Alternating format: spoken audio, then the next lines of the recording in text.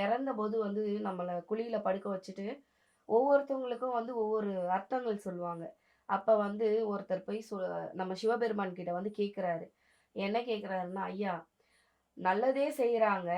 ஒருத்தவங்களுக்கு அன்னம் குடுக்குறாங்க. அதே மாதிரி அவங்களுக்கு வந்து பார்த்தீங்கன்னா, துணி இல்லாதவங்களுக்கு துணி, சாப்பாடு இல்லாதவங்களுக்கு சாப்பாடு, இல்லாத ஏழைப்பட்டவங்களுக்கு வந்து அவங்கனால முடிஞ்ச உதவி பண்றாங்க. அவங்க என்ன மோட்சத்துக்கு போவாங்க ஐயா?" ம். அப்படின்னும்போது சிவபெருமான் சொல்றாரு, "மகனே, இவங்க என்ன பதவிக்கு போறாங்க அப்படின்னா, ராஜ பல்லாக்கு. அந்த பல்லாக்குல ராஜ மரியாதையோட வந்து எந்த தண்டனையுமே இல்ல.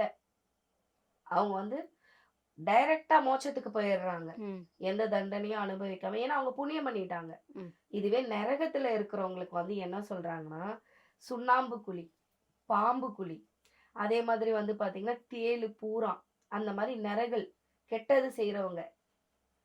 இந்த மாரி ஒரு அனுபவத்த வந்து அவங்க அனுபவிக்கணும். அவங்களுக்கு சாப்பாடு கிடைக்காது. ம்.